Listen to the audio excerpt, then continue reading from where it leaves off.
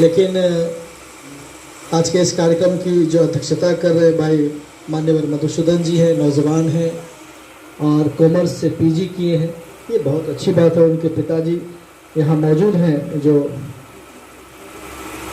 Commerce college सभाब college Naugachia में प्रस्थापित है। हम लोग जब बोलते हैं देखिएगा, चंदन बंदन ये सब जो भाषा है वो थोड़ा गुलाम टाइप का भाषा है। और ये जब भाजपा वाले मीटिंग में जाएंगे ना खास करके, तो वहाँ बोला जाता है इसी तरह। तो हमारे भी नवगछिया में बहुत सारे बैकवर्ड हैं, पिछड़े समाज के लोग हैं, नाम नहीं लेना चाहते हैं, नवादा के, जोनिया के, सब के हैं इस इलाके का। तो बहुत बड़ा टीक रखा है, वो टिकवों में सिंदूर लगाता है, ऐसे कान में लगाता है, कंठे में लगाता है। तो जब बोलेंगे ना तो लगा नहीं दादा अपने तो बोलते न छिए, इतना हमारे सब इन्होंने लगा ले छी ना तो लोगों को भ्रम पैदा कर के लिए। उधर जो अपर कास्ट के लोग हैं ना, सवर्ण समाज के, इसको कहते ब्राह्मण, भूमिया, राजपूत, लाला, आपसे ज़्यादा चालाक, दिमाग से तेज और आँख खुला रखता है। उसके पास मशीन है, पकड़ लेता है छोटका जात है बड़का जात है। घोंघा और शंख में ना अंतर होता है, घुमाव ऐसा ही होता है।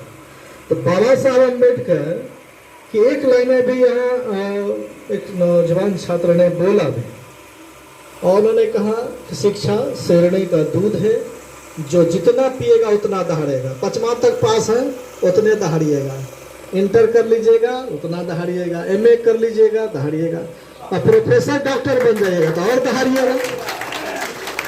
जैसे हमारे सर बोल रहे थे ना बे कि पद पर जाइए। एक तो पद की गरिमा है निश्चित तौर पर कि जब पद पर जाते हैं तो संविधान के अंदर पद का भी निर्माण है। उस पद पर जाते हैं तो आप अपने का मतलब वो भाई भतीजावाद नहीं, भाई भतीजावाद नहीं, अपने का मतलब हम अपने समाज के, अपने वर्ग से, अपने शोषित वंचित तबके से, और जो प्रतिभावान लोग हैं उनको आगे लाएंगे, और जिसमें प्रतिभा नहीं है उसको प्रतिभावान बनाएंगे। डॉक्टर लोहिया इस बात को कहते हैं कि प्रतिभा नाम का कोई चीज होता नहीं है, अवसर मिलेगा तो प्रतिभा होगा। आज माइक है तो अभी राजा जी भी बोल के चले गए, ये आयोजन हो रहा है तो बुल्लू भाई भी मन का पहले बोले नहीं बोलेंगे, कटवा दिए थे ना, फिर इनकी इच्छा हुई कि नहीं बोलेंगे।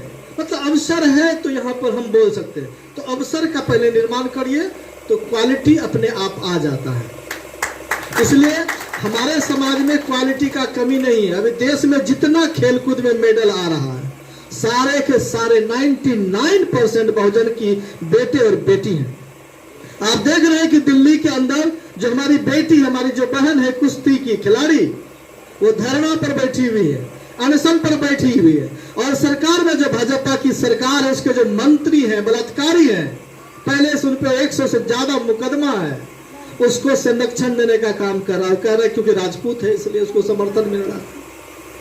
और वो जो दलित है साक्षी मलिक, वो अनुसूचित जाति, अनुसूचित जनजाति, पिछड़ी वर्ग की बेटी है, गुज्जर समाज की बेटी है, इसलिए आज उनको इज्जत सम्मान नहीं मिल रहा है। अगर यही कोई सवर्ण जात की बेटी होती तो इस देश का सबसे बड़ा वो आंदोलन हो जाता। आज हम नगरा में यहाँ बैठ करके कार्यक्रम कर रहे हैं, और जिस बाबा का भी नाम लिया गया उसका कार्यक्रम होगा, हाथ में वो लोहा का लाठी लिए हुए, दाढ़ी बांध सब बना लेगा, धाए धाए पैर पर लोग गिरता है, ये तैयारी की जाती है। हम मदन अलिया कॉलेज में कार्यक्रम करा रहे थे, जो मदन अलिया कॉलेज, जीबी कॉलेज की हमारी बेटी, यहाँ भाई छात्र लोग पढ़ते हैं। खेल कूद संघ का, मैं कबड्डी संघ का बिहार जिला का सेक्रेटरी हूँ और बिहार का ज्वाइंट सेक्रेटरी हूँ। तो जो खिलाड़ी खेलते हैं उसका सिलेक्शन भी हम विश्वविद्यालय स्तर पर करते हैं, चाहे मरवाड़ी कॉलेज, टेलवी कॉलेज कहीं भी हो। तो आप देखेंगे कि जिस जगह पर जब जाते हैं सब, तो क्वालिटी कैसे निकल के आता है। एक नेहा नाम करके लड़की है, वो डिमहा की है, मदन अलिया कॉलेज में खड़ी थी एकदम ऐसे उल्टी के पास, हम उसको दूर से देखें, 5 फीट 10 इंच हाइट है उस लड़की का। तो बोला इतनी लंबी लड़की मदन अलिया कॉलेज में खड़ी है, छोटी छोटी लड़की सब कबड्डी खेल रही है, ये क्यों नहीं खेल रही। तो एक लड़की को बोले जाओ उसको बुला के लाओ। जैसे अभी हम बैठ कर 4 लड़की का नाम लिखे, 2 जीबी कॉलेज में है, 2 मदन अलिया कॉलेज में, उनको अभी हम सम्मानित करेंगे। सर उनके लिए किताब लाए हैं और वो किताब सब आप लोगों को दिया जाएगा। डर रही थी कि हमको बुलवा न ले बोलने के लिए, तो बोलने लायक बनाएंगे आपको और आप बोलेंगे भी। तो उस लड़की को बुलाया, पूछे क्या नाम है, तो नेहा बताया घर कहाँ था, डिमहा। बोले कौन डिमहा? 3 जगह डिमहा। तो बोला अरे डिमहा। बोले कबड्डी खेलती हो? तो नहीं सर। बोले इतना लंबी क्या बनोगे? तो सर बिहार पुलिस बनने का मन कर। हम बोले यहीं से BA करो, MA करो, प्रोफेसर बनने का मन नहीं करता है? बोला सर बहुत गरीब छे, पिताजी किसान छे, केना होते? हमने ठीक से तो कबड्डी ऐसे खेल, और कबड्डी लगातार 10 दिन तक कैंप लगले वहां पर कबड्डी खेल के। और लड़की खेले कहाँ गए? उड़ीसा। और भागलपुर विश्वविद्यालय सर उस समय मौजूद है, पिछले साल अभी इसी साल रिटायर किए हैं। और वो उड़ीसा खेल करके आए, पूरा गांव में उसका सम्मान हुआ, अखबार में नाम छपा।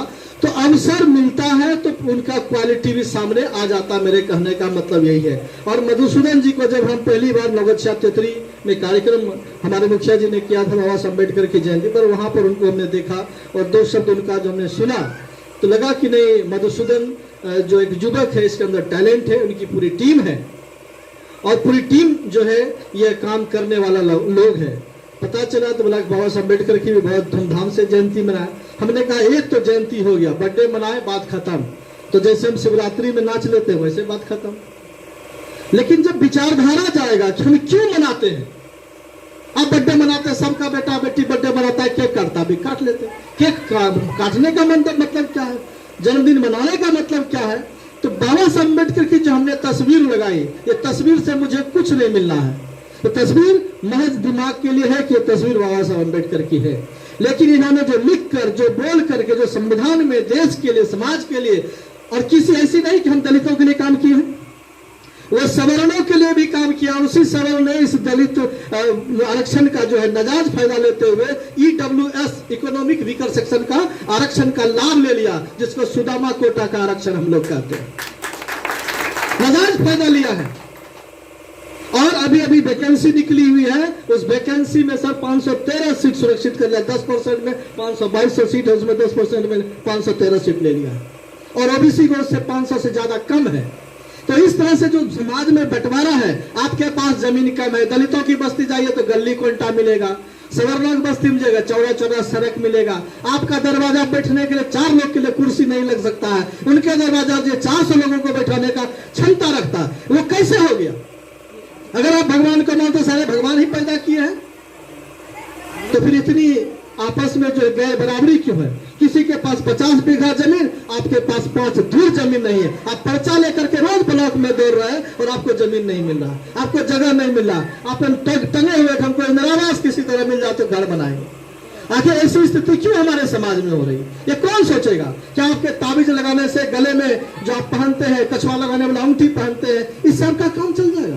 अगर यही चल जाएगा तो सारे बच्चों को स्कूल जाना बंद करिए, कुदाल खुरपी बकरी चलाना बंद करिए, और देखते आपके पास पैसा आ जाता नहीं आएगा। सर LIC के बड़े पदाधिकारी बाबूदीन को अपना 10 घंटा 12 घंटा उस ऑफिस को देना पड़ता है, उसमें काम करना पड़ता है, तब जाकर के उनकी भी सैलरी बनती है। और अगर वो काम छोड़ देंगे तो उनका भी सैलरी नहीं बनेगा। मतलब हम काम करते हैं और काम करते हम उस पद तक पहुंचते हैं जिस पद पर हमारे पहुंचने की पूरी संभावना है, और वो मेरा हक भी है, मेरा अधिकार भी है कि हम उस पद पर जाएं।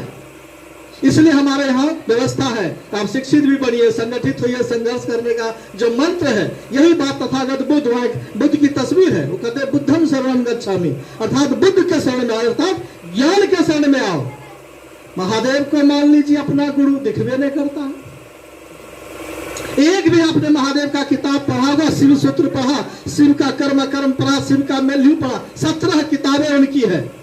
शिव पुराण आपने पढ़ा नहीं पढ़ा, सब में सबका पप्पा ब्राह्मण हो जाते हैं। सारा धर्म का जितना कर्म कांड कर लीजिए, उस सब अंत में जाकर के ब्राह्मण के मुख में खिलाइए, सब संपन्न। आपका पिताजी मर जाएंगे, माँ मर जाएंगे, बोलेगा खटिया दो, बिछाना दो, चादर दो, तकिया दो, 17 को बर्तन दो। हमने कहा मेरे पिताजी मरने पर कि हम मोबाइल देते, जरा पिताजी से बात करे। बोला कहना खराब तेरे बेटा सन अनटिटले बात बोले।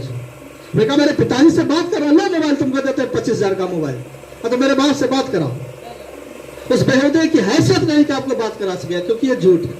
इसलिए तुम्हारे गले में अगर ताबीज कंठा कोई बांध दिया माँ बाप, तो डर से मरना तय है। जो चाहते हैं कि हम नहीं मरेंगे, नहीं मरेंगे, शराब तो इसका भी होना तय न है कि बचेंगे, नहीं बचे, मेरा बाप बचा नहीं बचा, मेरे दादाजी बचे, मेरी माँ भी नहीं बचने वाली है। ये तय है कि जब हम मरेंगे ही तो सर झुका के एकदम बेहुदापन वाला में कैसे डर करके क्यों जिएंगे, ये अंगूठी के डर से, इसके डर से, उसके डर से, और सबके बदले पैसा लेता है। जिससे आप अंगूठी करते हो वो पैसा लेता है, जो तावीज बना के देता है वो कहता है पैसा दीजिए। बगैर पैसे का जब काम नहीं चलता है तो पैसा वाला ने काम करिएगा, बुद्धि वाला ने काम करिएगा, आपको बुद्धि से आपको बेवकूफ बना लेता है। इन चीजों से हमको ऊपर उठना है। यहाँ बैठी है लक्ष्मी जी, हमारे यहाँ के विकास मित्र भी हैं। हमारा विकास का मतलब सिर्फ सड़क बनना नहीं है, हमारे घर में सिर्फ बिजली आ जाना विकास नहीं है, हम थोड़ा अच्छा अच्छा कपड़ा पहन लिए यही हमारा विकास नहीं है। विकास का मतलब जब हमारे बुद्धि का विकास होता है, और जब बुद्धि का विकास होगा तभी सचमुच में आपका विकास होगा। आज इस पूरे कार्यक्रम में जिनको हमको सुनना है, हम लोगों के बीच मौजूद हैं, और चूंकि हमारे बीच चाचा डोमन जी भी यहाँ बैठे हैं, हम इनसे धन्यवाद ज्ञापन कराएंगे। उससे पहले हम चाहते हैं कि जिनके सुनने के लिए इतना देर से हम लोग बैठे हुए हैं, माननीय डॉक्टर विलक्षण रविदास सर से क्या पाए और अपनी बात को रखें। तो हो जाएंगे, उनका बेटा जागरूक हो जाएगा, उनकी बेटी भी जागरूक हो जाएगी, महिलाएं भी जागरूक हो जाएगी। पुरुष जागरूक नहीं होंगे, पुरुष जागरूक नहीं होंगे तो महिला भी जागरूक नहीं। चूंकि हम भी पूजा करते हैं, वो भी पूजा करते हैं, लेकिन हम दोष किनको देते हैं, उनको देते हैं। ये ठीक बात नहीं है, ये ठीक बात नहीं है, हमें ये तोड़ना हो। बाबा साहब ने यहाँ पर जो बैठे हुए हैं, बाबा साहब को कितने लोग मानते हैं, जरा सा हाथ उठाएंगे। ये तो बहुत लोग मानते हैं भाई, ये बाबा साहब को मानने वाले बहुत लोग हैं। नाम लेने वाले हैं कि मानने वाले हैं? मानने वाले। बाबा साहब ने 22 प्रतिज्ञा कराया है। 1956 को 14 अक्टूबर को नागपुर की दीक्षा भूमि में 5 लाख लोगों के साथ बाबा साहब ने बौद्ध धर्म को स्वीकार किया। आप जानते हैं, जानते हैं उन्होंने 22 प्रतिज्ञा कराई थी। ब्रह्मा विष्णु महेश को नहीं मानूंगा, राम कृष्ण को नहीं मानूंगा, देवी देवताओं को नहीं मानूंगा, मंत्र जाप नहीं करूंगा, पूजा पाठ नहीं करूंगा। ये किसने किया है? बाबा साहब डॉक्टर अम्बेडकर। अब आप तो बताइए, हम में से कितने लोग हैं जो इस 22 प्रतिज्ञा को मानते हैं? एक भी नहीं। क्या तथागत बुद्ध को मानते हैं? अगर 22 प्रतिज्ञा को नहीं मानते हैं तो क्या तथागत बुद्ध और उनके बचनों को मानते हैं? क्योंकि बाबा साहब ने एक शब्द कहा, ये हम नहीं करेंगे और ये हम करेंगे नहीं। उन्होंने कहा बुद्ध को हम मानेंगे जिन्होंने हमारी लड़ाई लड़ी थी। बुद्ध को क्यों मानेंगे? देवता के तौर पर नहीं, भगवान के तौर पर नहीं, बल्कि आज से 2600 वर्ष, 2500 वर्ष पहले उन्होंने हमारे लिए, हमारे सम्मान के लिए, हमारी समानता के लिए, हमारी आजादी के लिए लड़ाई लड़ी थी, बातें रखी थी। ब्राह्मणवादियों से लड़ाई लोहा लिया था उन्होंने उनके देवी देवताओं का बहिष्कार किया था, उनके वेद का बहिष्कार किया था, रामायण और महाभारत का बहिष्कार किया था। हम में से कितने लोग हैं जो इसका बहिष्कार करते हैं? बहिष्कार करते हैं तो मानते हैं तथागत बुद्ध को कि नहीं मानते हैं? पंचशील मानते हैं कि नहीं मानते हैं? बुद्ध के कही हुए बातों को हम मानते हैं कि नहीं मानते हैं? सवाल इसी का है। यहीं पर छिपा हुआ है हमारी गरीबी, हमारी गरीबी और शिक्षा यहीं छिपी हुई है। क्यों छिपी हुई है? दुश्मन हमारे घर में है, दुश्मन को हमने घर में रखा है, दुश्मन को हमने जीवन में रखा है, दुश्मन को अपने विचारों में रखा है। हमारा व्यवहार दुश्मनों की सेवा के लिए है तो हमको हानि होगी कि लाभ होगा? हानि होगी। अभी तक तो हो रही है। इसलिए संविधान बन जाने के 75 वर्ष बाद भी हम गरीब हैं, हम गरीब हैं। गरीबी रेखा के नीचे कौन जीता है? हमारे लोग हैं, बहुजन समाज के लोग। हम बहुजन समाज कौन है? हम बहुजन लोग कौन हैं? जो नौजवान अम्बेडकर को मानते हैं, बताइए हम बहुजन कौन हैं? ये तो संख्या हुआ, वर्गीकरण। यहाँ के मूल निवासी। बाबा साहब ने कहा हम नागवंशी हैं इस देश का, इस देश का हम शासक हैं। हम कौन हैं? हम नागवंशी हैं, हम इस देश का शासक हैं, हम यहाँ के मूल निवासी हैं। बाबा साहब ने यह कहा, इसका मतलब क्या हुआ कि हम ब्राह्मण वंशी नहीं हैं, हम आर्य वंशी नहीं हैं, हम नागवंशी हैं। हम बाहर से आए हुए नहीं हैं, हम इस देश के मूल निवासी हैं। हमारी संख्या मुट्ठी भर नहीं है ब्राह्मणों के जैसा, हम बहुसंख्यक हैं, इसलिए हम बहुजन हैं। हम बहुसंख्यक हैं, इसलिए हम बहुजन हैं। बाबा साहब डॉक्टर अंबेडकर की इन बातों को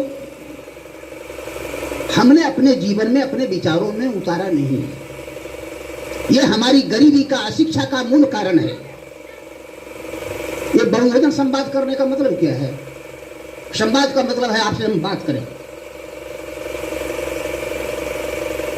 हम नागवंशी हैं, इसमें से पहले से कितने लोग जानते थे?